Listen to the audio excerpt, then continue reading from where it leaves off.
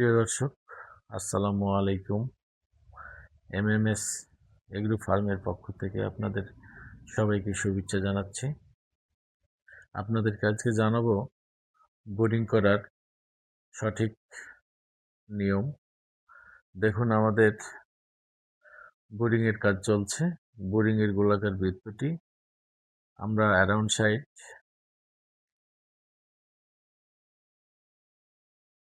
5 feet by 5 feet নিয়েছি। নিয়ে আমরা ভিতরে গুঁড়া দিয়ে ফিল আপ করে দিয়েছি। গুঁড়াটি আমরা মেঝের থেকে 1 থেকে 1.5 ইঞ্চি নিয়েছি। গরমের দিন 1 থেকে 1.5 ইঞ্চি নিলেই হয়, তবে শীতের দিনে একটু বেশি নিতে হবে, 2 থেকে 2.5 ইঞ্চি। আমাদের বোর্ডিংয়ের কাজ চলছে। গুঁড়া ফিল আপ করার পরে আমরা এক্সট্রা গুঁড়ার সাথে তুতে মিশিয়ে নিয়ে আবার প্রত্যেকটি বোরিংয়ে ছিটিয়ে দিচ্ছি, যেন কোনো প্রকারের জীবাণু বা ফাঙ্গাস অ্যাটাক না করতে পারে। দেখুন, আমাদের বোরিংয়ের লাইটগুলো চেক করে নিচ্ছি সবগুলো ঠিক আছে কিনা। তাপমাত্রা প্রয়োজন অনুযায়ী আপনারা লাইটের সেটআপ দিবেন। কখনো 6 শট, কখনো 5 শট। আমরা গরমের সময় এই 5 শট ব্যবহার করছি। এবং বোরিংয়ে আমরা পেপার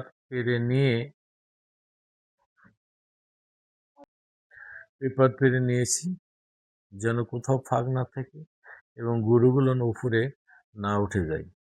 আমরা পেপারে বাচ্চা ছাড়ার পরে খাবার দিব।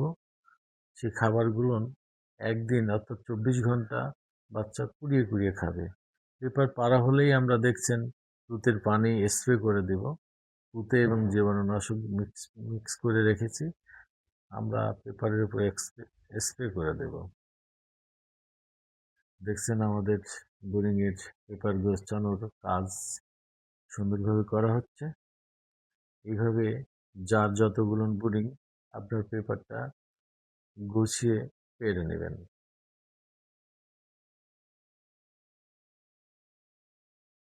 চলছে আমাদের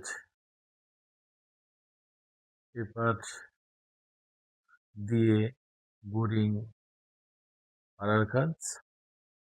দেখতে পাচ্ছেন লাইট দেওয়া হয়েছে, যেন সব লাইটগুলো জ্বলে কিনা তাও দেখা হচ্ছে।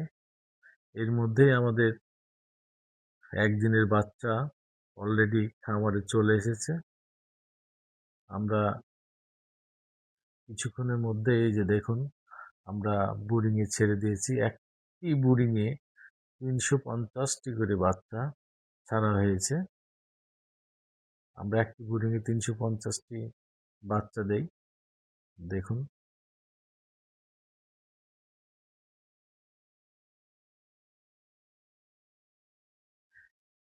এবং বোরিংয়ে তাপ দিবেন মিনিমাম 72 ঘন্টা, প্রয়োজন অনুযায়ী বেশিও হতে পারে। এই যে দেখুন, আমাদের লাইট দিয়ে তাপ দেওয়া হয়েছে এবং খাবার ছিটিয়ে দেওয়া হয়েছে। আমরা বোরিংয়ে কিছু মেডিসিন ব্যবহার করতে পারি, যেমন লাইসোভিট, এআইবি এবং অন্যান্য আর কি। আপনাদের প্রয়োজন অনুযায়ী নিতে পারবেন। দেখুন, তাপ দেওয়ার কাজ চলছে, সাথে পানিও দেওয়া হয়ে গেছে, খাবারের পাত্র দেওয়া হয়েছে।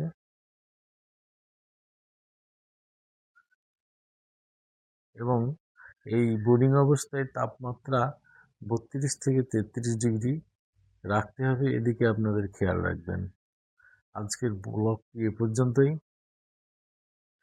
আল্লাহ হাফিজ। আপনাদের ব্লগটি ভালো লাগলে অবশ্যই শেয়ার করবেন এবং কমেন্ট করবেন, এবং আমার চ্যানেলটি সাবস্ক্রাইব করবেন। আল্লাহ হাফিজ।